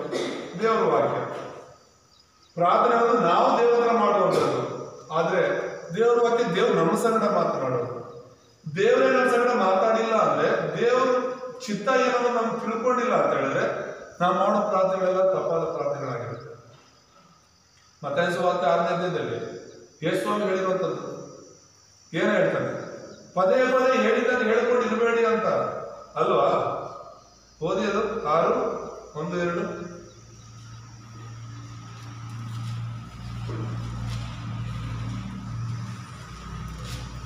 ಜನರು ನೋಡಲಿ ಎಂದು ನಿಮ್ಮ ಧರ್ಮ ಕಾರ್ಯಗಳನ್ನು ಅವರ ಮುಂದೆ ಮಾಡಬಾರದು. ನೋಡಿರಿ, ಹಾಗೆ ಮಾಡಿದರೆ ಪರಲೋಕದಲ್ಲಿರುವ ನಿಮ್ಮ ತಂದೆಯ ಹತ್ತಿರ ನಿಮಗೆ ಫಲ ದೊರೆಯದು. ಮತ್ತು ನೀವು ಪ್ರಾರ್ಥನೆ ಮಾಡುವಾಗ ಕಪಟಿಗಳ ಹಾಗೆ ಮಾಡಬೇಡಿರಿ. ಜನರು ನೋಡಬೇಕೆಂದು ಅವರು ಸಭಾ ಮಂದಿರಗಳಲ್ಲಿಯೂ ಬೀದಿ ಚೌಕಟ್ಟುಗಳಲ್ಲಿಯೂ ನಿಂತುಕೊಂಡು ಪ್ರಾರ್ಥನೆ ಮಾಡುವುದಕ್ಕೆ ಇಷ್ಟಪಡುತ್ತಾರೆ. ಅವರು ತಮಗೆ ಬರತಕ್ಕ ಫಲವನ್ನು ಹೊಂದಿದಾಯಿತೆಂದು ನಿಮಗೆ ಸತ್ಯವಾಗಿ ಹೇಳುತ್ತೇನೆ. ಇಲ್ಲಿ ಹೇಳ್ತಿರುವಂತದ್ದು ಅವರು ಪ್ರಾರ್ಥನೆ ಮಾಡುವಾಗ ಜನ ನೋಡ್ಬೇಕು ಅಂತ ಹೇಳ್ಬಿಟ್ಟು ಹೇಳುವಂಥದ್ದನ್ನ ನಾವು ನೋಡ್ತೀವಿ. ಪದೇ ಪದೇ ಹೇಳಿದ್ದನ್ನೇ ಹೇಳ್ತಾ ಇರೋದನ್ನು ಕೂಡ ನಾವು ನೋಡ್ತೀವಿ. 7ನೇ ವಚನ ನಾವು ನೋಡುವಾಗ, ಆದ್ರೆ ಪ್ರಾರ್ಥನೆ ಮಾಡುವಾಗ ಅಜ್ಞಾನಿಗಳ ಹಾಗೆ ಹೇಳಿದ್ದನ್ನೇ ಸುಮ್ಮನೆ ಹೇಳಬೇಡ. ಅವರು ಬಹಳ ಮಾತನಾಡಿದರೆ ತಮ್ಮ ಪ್ರಾರ್ಥನೆಯನ್ನು ದೇವರು ಕೇಳುತ್ತಾರೆ ಎಂದು ನೆನೆಸುತ್ತಾರೆ. ಆದ್ದರಿಂದ ನೀವು ಅವರ ಹಾಗೆ ಮಾಡಬೇಡಿರಿ. ನೀವು ನಿಮ್ಮ ತಂದೆಯನ್ನು ಬೇಡಿಕೊಳ್ಳುವುದಕ್ಕಿಂತ ಮುಂಚೆ ನಿಮಗೆ ಏನೇನು ಅಗತ್ಯವೆಂಬುದು ಆತನಿಗೆ ತಿಳಿದದೆ. ಆದ್ದರಿಂದ ನೀವು ಹೀಗೆ ಪ್ರಾರ್ಥಿಸತಕ್ಕಂತ ಹೇಳಿ ಕೆಳಗಡೆ ಯಾವ ರೀತಿ ಪ್ರಾರ್ಥನೆ ಮಾಡಬೇಕು, ಆ ಪ್ರಾರ್ಥನೆ ಅಂಶಗಳೇನಾಗಿರ್ಬೇಕು ಅಂತ ಹೇಳಿ, ಪರಲೋಕದಲ್ಲಿರುವ ತಂದೆಯೇ, ನಿನ್ನ ನಾಮ ಪರಿಶುದ್ಧವೆಂದು ನೆನೆಸಲ್ಪಡಲಿ, ನಿನ್ನ ರಾಜ್ಯವು ಬಂದು ನಿಮ್ಮ ಚಿತ್ತವು ಪರಲೋಕದಲ್ಲಿ ನೆರವೇರಬೇಕು. ಇದು ದೇವರು ಹೇಳ್ಕೊಂಡ ಪ್ರಾರ್ಥನೆ. ಅದೇ ನಮ್ಮ ಪ್ರಾರ್ಥನೆಯ ಒಂದು ಸಾರಾಂಶ ಇದಾಗಿರ್ಬೇಕು. ನಾವು ಮಾಡುವಂತ ಪ್ರಾರ್ಥನೆ ದೇವ್ರಿಗೆ ಏನು ಗೊತ್ತಿಲ್ಲ ಅಂತ ಅನ್ಕೊಂಡು ಒಂದೊಂದನ್ನು ಕೂಡ ಹೇಳಿದ್ದನ್ನೇ ಹೇಳ್ತಾ ಇಷ್ಟು ದೊಡ್ಡ ಪ್ರಾರ್ಥನೆ ಮಾಡೋದು ದೇವ್ರು ಕೇಳ್ತಾರೆ ಅಂತ ಹೇಳಿ, ನಿನ್ನನ್ನೇ ಕೂರಿಸ್ಕೊಂಡು ಅರ್ಧ ಗಂಟೆ ನಾನು ಹೇಳಿದ್ದನ್ನೇ ಹೇಳ್ತಾ ಇದ್ರೆ ಏನ್ ಅನ್ಸುತ್ತೆ? ನಿನಗೆ ಬೇಜಾರಾಗ್ಬಿಡುತ್ತೆ ಅಲ್ವಾ? ನಿನಗೆ ಏನು ಗೊತ್ತಿಲ್ಲ ನನ್ನ ಬಗ್ಗೆ. ನಿನ್ನನ್ನು ಕೂರಿಸ್ಕೊಂಡೆ ಹೇಳಿದ್ದನ್ನೇ ಪ್ರತಿದಿನ ಅದನ್ನೇ ಹೇಳ್ತಾ ಕೂತ್ಕೊಂಡೆ ನಿನ್ನ ಹತ್ರ ನಿನಗೆ ಬೋರ್ ಹೊಡಿತೆ. ಆಯ್ತು ಬಿಡು, ಗೊತ್ತು ನನಗೆ ಅಂತ. ದೇವ್ರಿಗೆ ನೀನು ಪ್ರಾರ್ಥನೆ ಮಾಡೋದಕ್ಕಿಂತ ಎಲ್ಲ ವಿಷಯಗಳು ಮುಚ್ಚಿಕೊಂಡು ಗೊತ್ತು. ಹಾಗಾಗಿ ಪ್ರಾಮುಖ್ಯವಾಗಿ ನೀವು ಏನಕ್ಕಾಗಿ ಪ್ರಾರ್ಥನೆ ಮಾಡಬೇಕು? ದೇವರ ರಾಜ್ಯ ಇಳಿಯುವಾಗ ಸೈತಾನ ರಾಜ್ಯ, ಸೈತಾನ ವಿಷಯಗಳು ನಾಶವಾಗುತ್ತೆ. ಆಮೇಲೆ ದೇವರ ನಮ್ಮ ಮಹಿಮೆ ಆಗುವಂತ ಪ್ರಾರ್ಥನೆ ಮಾಡಬೇಕು. ತಿಂದ್ರು ಕುಡಿದ್ರು ಮತ್ತೇನ್ ಮಾಡೋದು? ದೇವರ ನಾಮ ಮಹಿಮೆಗೋಸ್ಕರ ಮಾಡಿ ಅಂತ ಹೇಳಿ. ಸೊ ಸರಿಯಾದ ಪ್ರಾರ್ಥನೆಯನ್ನು ನಾವು ತಿಳ್ಕೊಳ್ಳೋದು ತುಂಬಾನೇ ಮುಖ್ಯವಾಗುತ್ತೆ. ನಾವು ತಪ್ಪಾದ ಪ್ರಾರ್ಥನೆಗಳನ್ನ ದಿನಪೂರ್ತಿ ಮಾಡಿದ್ರು, ಕಣ್ಣೀರಿಂದ ಪ್ರಾರ್ಥನೆ ಮಾಡಿದ್ರು, ಉಪವಾಸದಿಂದ ಪ್ರಾರ್ಥನೆ ಮಾಡಿದ್ರು ಉತ್ತರಗಳು ಬರೋದಿಲ್ಲ. ಯಾಕಂದ್ರೆ ಅದಕ್ಕೆ ಉದಾಹರಣೆಗಳು ತುಂಬಾನೇ ಇದೆ. ಈಗ ಉದಾಹರಣೆ ಹೇಳ್ಬೇಕಂದ್ರೆ 12 ಇದ್ದಾಳೆ ಬೈಬಲ್. 12 ಪ್ರತಿ ವರ್ಷ ಪ್ರಾರ್ಥನೆಗೆ ಬರ್ತಾ ಇತ್ತು, ದೇವಾಲಯಕ್ಕೆ ಬರ್ತಾ ಇತ್ತು, ಪ್ರಾರ್ಥನೆ ಮಾಡ್ತಾ ಇತ್ತು. ಆ ವರ್ಷ ಮಾತ್ರ ಯಾಕೆ ದೇವರ ಆಶೀರ್ವಾದ ಮಾಡಿದ್ರು 12 ಮಕ್ಕಳಿಲ್ಲ ಅಂತ ಹೇಳಿ ಪ್ರತಿ ವರ್ಷ ಕೂಡ ಬಂದು ಕಣ್ಣೀರಿಡ್ತಾ ಇತ್ತು, ದೇವರ ಹತ್ರ ಪ್ರಾರ್ಥನೆ ಮಾಡ್ತಾ ಇತ್ತು. ದೇವರು ಅವಳನ್ನ ಆಶೀರ್ವದಿಸಲಿಲ್ಲ, ಮಗುವನ್ನ ಕೊಡ್ಲಿಲ್ಲ. ಆದ್ರೆ ಆ ವರ್ಷ ಯಾವಾಗ ಅವಳು ಪಶ್ಚಾತ್ತಾಪ ಪಟ್ಟು ನೀನು ನನಗೊಂದು ಮಗುವನ್ನು ಕೊಡೋದಾದ್ರೆ ನಾನು ಅವನನ್ನ ನಜೀರನಾಗಿ ಬೆಳೆಸ್ತೇನೆ. ನಜೀರಾದ್ರೆ ಅವ್ನ ಮದುವೆ ಬೇಡ, ಏನು ಬೇಡ, ಅವ್ನ ದೇವ್ರಿಗಾಗಿ ಬದುಕಬೇಕು. ಸಂಪೂರ್ಣವಾಗಿ ಅವನು ತೀರ್ಮಾನ ಮಾಡಿಕೊಂಡು ನಿನ್ನ ಸೇವೆಗೋಸ್ಕರನೇ ಬದುಕುವಂತ ಒಬ್ಬ ದೇವರ ಮಗನಾಗಿ ನಾನು ಅವನ್ನ ಬೆಳೆಸ್ತೀನಿ ಅಂತ ಯಾವಾಗ ತೀರ್ಮಾನ ಮಾಡಿಕೊಂಡು, ಇಸ್ರಾಯೇಲಲ್ಲಿ ಎಲ್ಲರೂ ವಿಗ್ರಹಾರಾಧನೆ ಮಾಡ್ತಾ ಇದ್ದಾರೆ, ದೇವ್ರನ್ನ ಮರ್ತು ಬಿಟ್ಟು ಜೀವನ ಮಾಡ್ತಾ ಇದ್ದಾರೆ. ಅವನ್ನೆಲ್ಲ ದೇವ್ರ ಕಡೆ ನಡೆಸೋದಕ್ಕೆ ನನ್ನ ಮಗನನ್ನು ನಾನು ನಿಮ್ಮ ಸೇವೆಗಾಗಿ ಬೆಳೆಸ್ತೀನಿ ಅಂತ. ಅವಾಗ ಅದೇ ವರ್ಷದಲ್ಲಿ ದೇವ್ರ ಮಗನನ್ನು ಕೊಟ್ಟಿದ್ದಾರೆ. ಹಲ್ಲೆಲೂಯಾ. ಅಂದ್ರೆ ದೇವರ ಚಿತ್ತ ಏನು, ದೇವರ ಆಸೆ ಏನು, ದೇವರ ಇಷ್ಟ ಏನು ಅಂತ ತಿಳ್ಕೊಂಡ್ರೆ ಮಾತ್ರನೇ ನಮ್ಮ ಪ್ರಾರ್ಥನೆಗೆ ಉತ್ತರ ಬೇಗ ಸಿಗುತ್ತೆ. ಆದ್ರೆ ಯಾವಾಗ ನಮ್ಮ ಪ್ರಾರ್ಥನೆಗೂ ದೇವರ ರಾಜ್ಯಕ್ಕೆ ಸಂಬಂಧನೇ ಇರೋಲ್ವೋ ಆ ಪ್ರಾರ್ಥನೆ ನಾವು ಹೇಳ್ತಾ ಇರ್ಬೇಕಷ್ಟೇ, ಉತ್ತರಗಳು ಸಿಗೋದಿಲ್ಲ. ಅಂದ್ರೆ ಈಗ ಕೆಲವು ಮಕ್ಕಳು ಅವ್ರ ತಂದೆ ತಾಯಿಯ ವೀಕ್ನೆಸ್ ಚೆನ್ನಾಗಿ ತಿಳಿದಿರ್ತಾರಲ್ವಾ, ಯಾವ ರೀತಿ ನಮ್ಮ ಅಪ್ಪ ಅಮ್ಮನ ಕೇಳಿದ್ರೆ ನನಗೆ ಬೇಕಿರೋದು ಪಡ್ಕೋಬಹುದು ಅಂತ. ಹೌದಾ ಅಲ್ಲ? ಆ ಟೆಕ್ನಿಕ್ ಚೆನ್ನಾಗಿ ಗೊತ್ತಿರುತ್ತೆ ಅವ್ರಿಗೆ. ಹಾಗಾಗಿ ಅವ್ರ ಅಪ್ಪ ಹತ್ರನೋ ಅವರ ಅಮ್ಮನ ಹತ್ರನೋ ಹೋಗಿ ಯಾವ ವಿಷಯ ಯಾವ ರೀತಿ ಕೇಳಿದ್ರೆ, ಕೆಲವರೆಲ್ಲ ಮನೆ ಕೆಲಸ ಹೇಳಿದೆಲ್ಲ ಮಾಡ್ಬಿಟ್ಟು ಮೆಚ್ಚಿಸ್ಬಿಡ್ತಾರೆ ಅಪ್ಪ ಅಮ್ಮನ. ಆಮೇಲೆ ಹೋಗ್ಬಿಟ್ಟು ನನಗಿಂತ ಬೇಕು ಅಂದ್ರೆ ಹೇಳಿದರೆ ಕೇಳುವಾಗ ಆ ಅಪ್ಪ ಅಮ್ಮನಿಗೆ ಇಷ್ಟವಾದ ಕಾರ್ಯಗಳೆಲ್ಲ ಮಾಡುವಾಗ ಯಾವ ಅಪ್ಪ ಅಮ್ಮ ತಾನೇ ಕೊಡಲ್ಲ, ಕೇಳಕ್ ಮುಂಚೆನೆ ಕೊಡ್ತಾರೆ ಬೇಕಾದ್ರೆ. ಅವ್ರು ಕಷ್ಟಪಟ್ಟು ಎಲ್ಲವನ್ನ ಮಾಡೋದು ನೋಡಿ. ಒಂದ್ ವೇಳೆ ಕೇಳಿದ ತಕ್ಷಣ ಖಂಡಿತ ಇಲ್ಲ ಅಂತ ಹೇಳಲ್ಲ. ಸೊ ಅದೇನಂದ್ರೆ ಕೆಲವರು ಮಾತ್ರ ಗೊತ್ತಿರುತ್ತೆ. ನಾವು ಅಷ್ಟೇ ದೇವರ ಮನಸ್ಸನ್ನ ತಿಳಿದವರಾಗಿ ಪ್ರಾರ್ಥನೆ ಮಾಡಿದ್ರೆ ಖಂಡಿತವಾಗ್ಲೂ ಕೂಡ ಸದುತ್ತರಗಳು ಬರುತ್ತೆ. ಇಲ್ಲಿ ಯೆಹೋಶುವನು ಕೂಡ ಪ್ರಾರ್ಥಿಸುವ ವ್ಯಕ್ತಿಯಾಗಿದ್ದ ಎಂಬುದಾಗಿ ನಾವು ನೋಡ್ತೇವೆ. ಯೆಹೋಶುವ 1ನೇ ಅಧ್ಯಾಯದಲ್ಲಿ 7ನೇ ಅಧ್ಯಾಯದಲ್ಲಿ ಯೆಹೋಶುವ 7ನೇ ಅಧ್ಯಾಯ 7ರಿಂದ 9ರಲ್ಲಿ ನಾವು ನೋಡುವಾಗ ಆ ಆಯಿ ಪಟ್ಟಣದ ಮೇಲೆ ಹೋಗ್ಬೇಕಾಗಿತ್ತು. ಆಯಿ ಪಟ್ಟಣದ ಮೇಲೆ ಯುದ್ಧ ಮಾಡಬೇಕಾಗಿತ್ತು. ಯೋರ್ದಾನ್ ಹೊಳೆ ದಾಟಿದ ಮೇಲೆ ಆ ಯೆರಿಕೋ ಪಟ್ಟಣವನ್ನ ಸಾಧನೆ ಮಾಡೋದಕ್ಕೆ ಮುಂಚೆ ಈ ಆಯಿ ಪಟ್ಟಣ ಜಯಿಸ್ಬೇಕು ಅಂತ ಹೇಳಿದ್ರೆ ಬರೀ ಸ್ವಲ್ಪ ಜನ ಇದ್ರೆ ಸಾಕು, ನಾವು ಆಯಿ ಪಟ್ಟಣ ಜಯಿಸ್ಬೋದು ಅಂತ ಹೋಗ್ತಾರೆ. ನೋಡಿದ್ರೆ ಸೋತು ಇಸ್ರಾಯೇಲರು ಹಿಂತಿರುಗಿ ಬರ್ತಾರೆ. ಯಾಕಂದ್ರೆ ದೇವರ ಆಕಾರದ ಒಬ್ಬ ವ್ಯಕ್ತಿ ಇರ್ತಾರೆ, ದೇವರ ಮಾತಿಗೆ ಅವನು ವಿಧೇಯನಾಗಿರಲ್ಲ. ಅವನು ಪಟ್ಟಣದಿಂದ ಯೆರಿಕೋ ಪಟ್ಟಣಕ್ಕೆ ಏನನ್ನೂ ತರಬಾರ್ದು ಅಂತ ದೇವರು ಹೇಳಿರ್ತಾರೆ. ಆದ್ರೆ ಈ ಆಕಾರ ಏನ್ ಮಾಡಿರ್ತಾರೆ, ದೇವರ ವಿರುದ್ಧವಾಗಿ ಅವನು ಅನೇಕ ಒಂದು ವಸ್ತುಗಳನ್ನ ಅಲ್ಲಿಂದ ತಂದಿರೋದನ್ನ ನಾವು ನೋಡ್ತೇವೆ. ಅದಕ್ಕೋಸ್ಕರ ಆಯಿ ಪಟ್ಟಣದ ಮೇಲೆ ನೆಕ್ಸ್ಟ್ ಅವ್ರ ಯುದ್ಧಕ್ಕೆ ಹೋಗುವಾಗ ಸೋತೋಗಿ ಇಸ್ರಾಯೇಲ್ ಸೋತೋಗಿ ವಾಪಸ್ ಬರ್ತಾರೆ. ಆಯಿ ತುಂಬಾ ಚಿಕ್ಕ ಪಟ್ಟಣ ಆಗಿದ್ರು ಕೂಡ ಇಸ್ರಾಯೇಲ್ ಸೈನ್ಯವನ್ನ ಅಲ್ಲಿಂದ ಓಡಿಸ್ತಾರೆ, ಅನೇಕರನ್ನ ಸಾಯಿಸ್ತಾರೆ. ಸೊ ಯೆಹೋಶುವ ಅದು ನಡೆದ ಮರುಕ್ಷಣನೇ ದೇವರ ಹತ್ರ ಬಂದು ಪ್ರಾರ್ಥನೆ ಮಾಡ್ತಿದ್ದಾರೆ. ಏನಂತ ಪ್ರಾರ್ಥನೆ ಮಾಡ್ತಿದ್ದಾರೆ?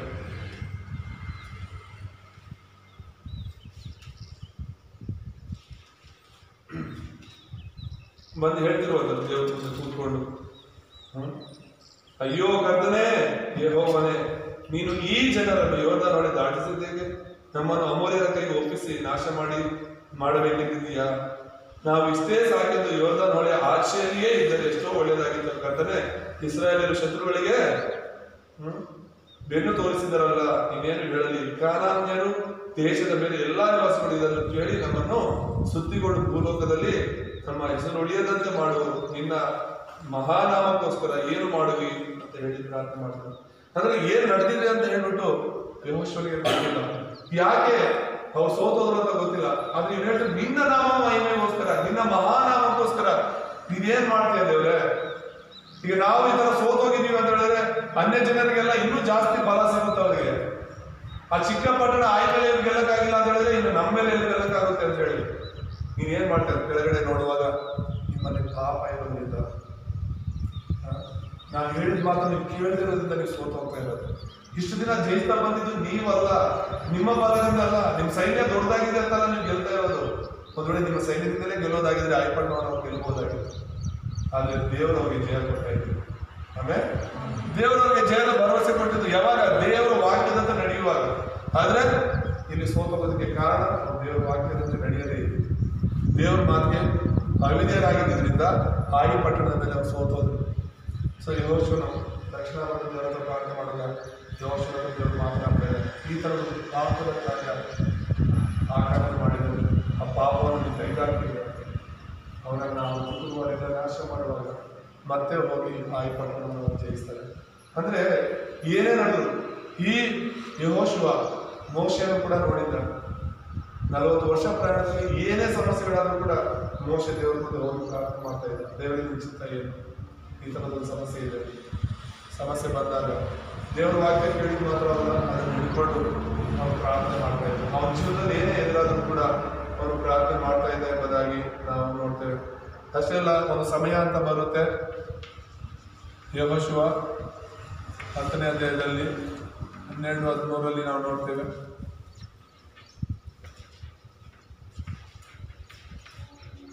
ಸೂರ್ಯ ಚಂದ್ರನು ಕೂಡ ಪ್ರಾರ್ಥನೆ ಮೂಲಕ ನಿಲ್ಲಿಸ್ತಾರೆ. ಹಲ್ಲೆಲೂಯಾ. ಅವನು ಯುದ್ಧ ನಡೀತಾ ಇರುತ್ತೆ ಶತ್ರುಗಳ ಮೇಲೆ, ಏನ್ ಮಾಡ್ಬೇಕು ಅಂತ ಗೊತ್ತಿರಲ್ಲ, ಸಮಯ ಬೇರೆ ಆಗ್ತಾ ಇರುತ್ತೆ. ಯಾವತ್ತೂ ನಡೀದೇ ಇರುವಂತ ಕೆಲಸ ನಡೆಯುವಂಥದ್ದು. ಯೆಹೋಶುವನು ಅಷ್ಟು ಪ್ರಾರ್ಥನಾ ಪರನಾಗಿದ್ದರಿಂದ ಅವನು ಪ್ರಾರ್ಥನೆ ಮಾಡೋದು, ಸೂರ್ಯನೇ ಚಂದ್ರನೇ ನೀವು ಅಲ್ಲೇ ನಿಲ್ಲಿ ಅಂತ ಹೇಳಿ ಪ್ರಾರ್ಥನೆ ಮಾಡ್ತಾರೆ.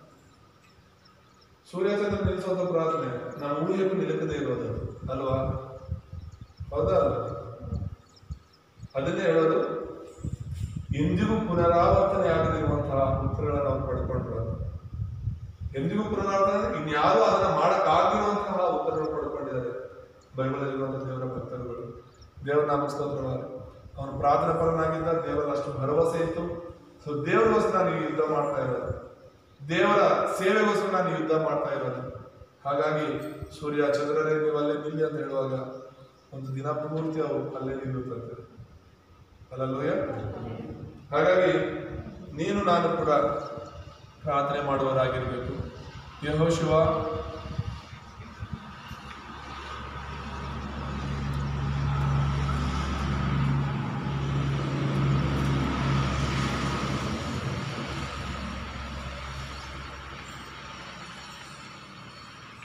ಯೆಹೋಶುವನು ಪ್ರಾರ್ಥನಾ ವೀರನಾಗಿದ್ದ ಅಂತ ಯೆಹೋಶುವನ ಪುಸ್ತಕದ ಪೂರ್ತಿ ನಾವು ಏನೇ ಸಮಸ್ಯೆಗಳು ಎದುರಾದರೂ ಕೂಡ ಪ್ರಾರ್ಥನೆ ಮಾಡುವುದಾಗಿದ್ದು. ನಿನಗೆ ಮೊದಲು ದೇವರ ಚಿತ್ತ ಏನಂತ ಹೇಳಿ ಗೊತ್ತಾಗಬೇಕು. ನಾನು ಹೇಳ್ತಿರೋದು, ಯೆಹೋಶುವನು ಸರಿಯಾದ ಪ್ರಾರ್ಥನೆ ಮಾಡಲಿಕ್ಕೆ ಕಾರಣ ಏನು ಅಂದ್ರೆ ಅವನಿಗೆ ಸರಿಯಾದ ವಾಕ್ಯ ಗೊತ್ತಿತ್ತು. ಅಂದ್ರೆ ದೇವರು ಯೆಹೋಶುವನ ಜೀವಿತದಲ್ಲಿ ಏನು ಮಾಡಬೇಕು ಅಂತ ಹೇಳ್ಬಿಟ್ಟು ದೇವರು ತಿಳಿಯಪಡಿಸಿದ. ಹಾಗಾಗಿ ಆ ಒಂದು ದೇವರ ಒಂದು ಚಿತ್ತಾನುಸಾರ ಅವರು ಪ್ರಾರ್ಥನೆ ಮಾಡ್ತಾ ಇದ್ದಾರೆ. ಕಾನಾನ್ ದೇಶವನ್ನ ಸ್ವತಂತ್ರ ಮಾಡಿಕೊಳ್ಳೋದು ಯೆಹೋಶುವನ ಮೂಲಕ ದೇವರ ಚಿತ್ತವಾಗಿದೆ. ಹಾಗಾಗಿ ದೇವರು ಅನೇಕ ಉತ್ತರಗಳನ್ನ ಕೊಟ್ಟರು. ಯೋರ್ದಾನ್ ಹೊಳೆ ಎರಡಾಗಿದ್ದಾಗಲಿ, ಎರಿಕೋ ಬಿದ್ದಿದ್ದಾಗಲಿ, ಈ ಪಟ್ಟಣನೇ ಅಲ್ಲ, ಆ ಒಂದು ಕಾನಾನ್ ದೇಶದಲ್ಲಿದ್ದಂಥ 7 ಬಲಿಷ್ಠ ಜನಾಂಗಗಳನ್ನ ಸೋಲಿಸಿದ್ದಾಗಲಿ, ಅವೆಲ್ಲ ನಡೆದಿದ್ದು ಏನಕ್ಕಂದ್ರೆ ದೇವರ ಚಿತ್ತ ತಿಳ್ಕೊಂಡು ಪ್ರಾರ್ಥನೆ ಮಾಡಿ ಮುಂದೆ ಹೋಗಿದ್ದಕ್ಕೋಸ್ಕರ. ಈಗ ನನ್ನ ಜೀವನದಲ್ಲಿ ಕೂಡ ದೇವರ ಚಿತ್ತ ಏನು ಅಂತ ಹೇಳಿದ್ರೆ ಲೋಕ ಸುವಾರ್ತೀಕರಣದ ಒಂದು ವಿಷಯ. ಆಮೇಲೆ ಸೊ ಅದು ದೇವರ ಚಿತ್ತ ಅಂತ ನಾವು ತಿಳ್ಕೊಂಡು ಮುಂದೆ ಹೋಗುವಾಗ ಖಂಡಿತವಾಗಲೂ ಕೂಡ ದೇವರು ಯೆಹೋಶುವನು ಕೊಟ್ಟಂತಹ ಆಶೀರ್ವಾದಗಳನ್ನು ನಮಗೂ ಕೂಡ ಕೊಡ್ತಾನೆ. ಈ ಒಂದು ಪ್ರಾರ್ಥನೆ ಮೂಲಕನೇ ಯೆಹೋಶುವ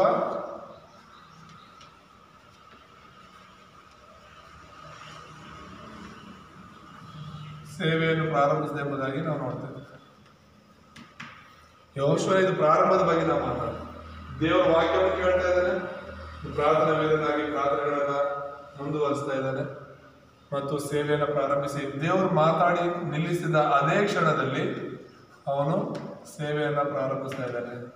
10-11 ನಾವು ನೋಡುವಾಗ ಯೆಹೋಶುವ ಜನಾಧಿಪತಿಗಳನ್ನ ಕರೆದು ಸಿದ್ಧರಾಗೋದ್ರ ಬಗ್ಗೆ ಮಾತನಾಡ್ತಾ ಇದ್ದಾನೆ. ಈಗ ನಾವು ಹೋಗ್ಬೇಕು, ಸಮಯ ಸಾಲ್ತಾ ಇಲ್ಲ ಅಂತೇಳಿ ಜನರನ್ನ ಅಲ್ಲಿ ಸೇರಿಸ್ತಿರೋದನ್ನ ನಾವು ನೋಡ್ತೇವೆ.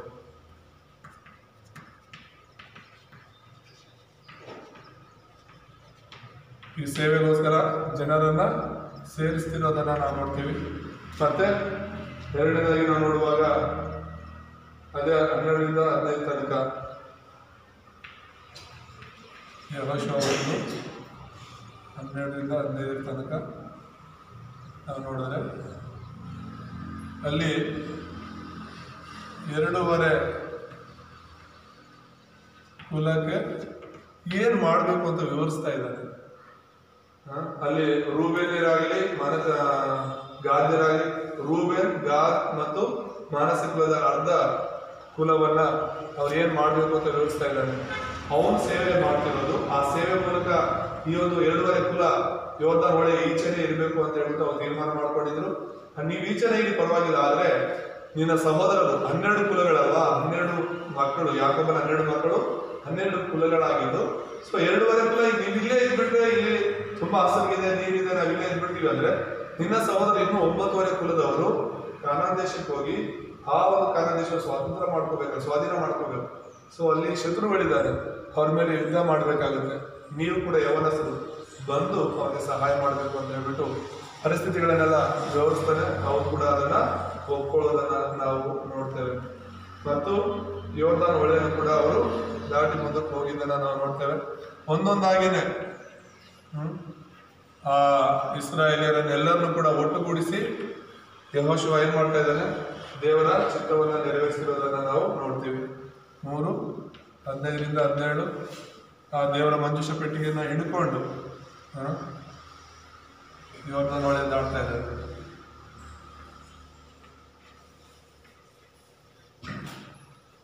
ದೇವರು ಅವ್ರು ಕೊಟ್ಟಂತ ಸೇವೆಯನ್ನು ಮಾಡ್ತಿರೋದನ್ನ ನಾವು ನೋಡ್ತೀವಿ. ಯೆಹೋಶುವ ನೀನು ಯೋರ್ದಾನ್ ಹೊಳೆ ದಾಟಬೇಕಾಗಿದೆ, ಸಿದ್ಧನಾಗುವಂತ ದೇವರು ಹೇಳ್ತಾರೆ. ಯೋರ್ದಾನ್ ಹೊಳೆ ದಾಟೋದನ್ನು ಸುಲಭವಾದ ಕೆಲಸ ಅಲ್ಲ.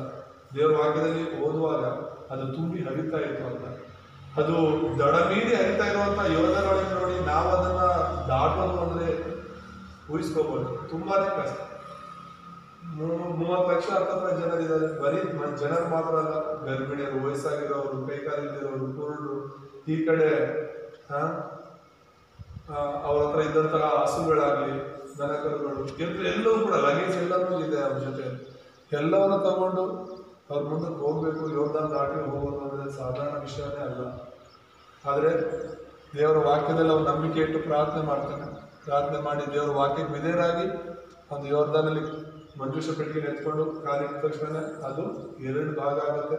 ಒಂದು ಕಡೆ ಬಂದಿರೋ ನೀರೆಲ್ಲ ಬೆಟ್ಟದಾಗಿ ನಿಂತ್ಕೊಳ್ಳುತ್ತೆ, ಕೆಳಗಡೆ ನೀರೆಲ್ಲ ಹರಿದೋಗುತ್ತೆ.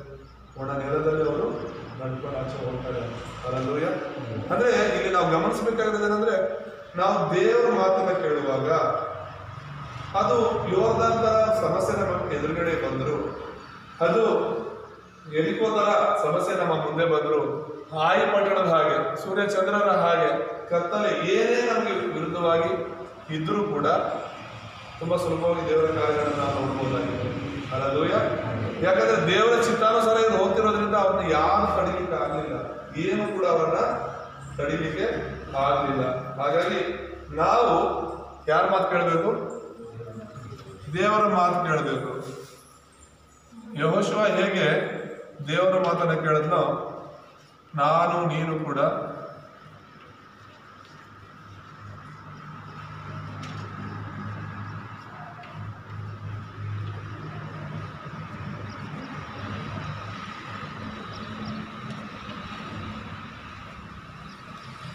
ನೀವು ಖಂಡಿತವಾದ ದೇವರ ಮಾತಿಗೆ ವಿಧೇಯರಾಗಬೇಕು ಎಂಬುದಾಗಿ ನೋಡಿ. ದೇವರನ್ನ ಮತ್ತು ಮನುಷ್ಯರನ್ನ ಇಬ್ಬರನ್ನು ಮೆಚ್ಚಿಸೋದಕ್ಕೆ ಆಗೋದೇ ಇಲ್ಲ. ಖಂಡಿತವಾಗಲೂ ಹೇಳ್ತಿರ್ತೀನಲ್ಲ, ನಮ್ಗೆ ಸಮಸ್ಯೆಗಳು ಬರ್ತಾ ಇಲ್ಲ, ಕಷ್ಟಗಳು ಬರ್ತಾ ಇಲ್ಲ ದೇವ್ರ ನಮ್ಮ ಮೇಲೆ ಅಂತ ಹೇಳಿದ್ರೆ ನಾವು ದೇವರಿಗಾಗಿ ಸಾಕ್ಷಿಯಾಗಿ ಇಲ್ಲ ಅಂತಾನೆ. ಸ್ವಾಮಿ ಒಂದು ವಾಕ್ಯ ಹೇಳ್ತಾರೆ, ಅದನ್ನ ಓದ್ಕೊಂಡು ನಾವು ಪ್ರಾರ್ಥನೆ ಮಾಡ್ಕೊಳ್ಳೋಣ. ಮತ್ತಾಯನ ಸುವಾರ್ತೆಯಲ್ಲಿ 5ನೇ ಅಧ್ಯಾಯದಲ್ಲಿ 11-12ನೇ ವಚನದಲ್ಲಿ ಹೀಗೆ ಹೇಳುತ್ತೆ, ನನ್ನ ನಿಮಿತ್ತವಾಗಿ ಜನರು ನಿಮ್ಮನ್ನು ನಿಂದಿಸಿ ಹಿಂಸೆ ಪಡಿಸಿ ನಿಮ್ಮ ಮೇಲೆ ಕೆಟ್ಟ ಕೆಟ್ಟ ಮಾತುಗಳನ್ನು ಸುಳ್ಳಾಗಿ ಹೊರಿಸಿದರೆ ನೀವು ಧನ್ಯರು. ಸಂತೋಷ ಪಡೆಯಿರಿ, ಉಲ್ಲಾಸ ಪಡೆಯಿರಿ, ಪರಲೋಕದಲ್ಲಿ ನಿಮಗೆ ಬಹಳ ಫಲ ಸಿಕ್ಕುವುದು. ನಿಮಗಿಂತ ಮುಂಚೆ ಇದ್ದ ಪ್ರವಾದಿಗಳನ್ನು ಹೀಗೆಯೇ ಹಿಂಸೆ ಪಡಿಸಲಿಲ್ಲ ಅಂತ ಹೇಳಿ. ಅಂದ್ರೆ ಯೇಸುವಿನ ನಂಬದ ಮೇಲೆ ನಮಗೆ ಜನ ಯಾರು ಏನೇ ಆಡ್ಕೊಂಡು ಪರವಾಗಿಲ್ಲ. ದೇವ್ರು ಹೇಳ್ತಾರೆ ನೀವು ಧನ್ಯರು ಅಂತ. ದೇವ್ರ ವಿಷಯದಲ್ಲಿ ನಮಗೆ ಅವಮಾನ ಆದಾಗ ನಾವು ಸಂತೋಷ ಪಡ್ಬೇಕು, ಅಳೋ ಅವಶ್ಯಕತೆ ಇಲ್ಲ, ದುಃಖ ಪಡೋ ಅವಶ್ಯಕತೆ ಇಲ್ಲ. ಅಯ್ಯೋ ನಮ್ಮೂರವರು ನಮ್ಮ ಜನರು ಹಿಂಗೆಲ್ಲ ಆಡ್ಕೊಳ್ತಾರೆ ಜನ ಹೇಳ್ತಾರಲ್ಲ.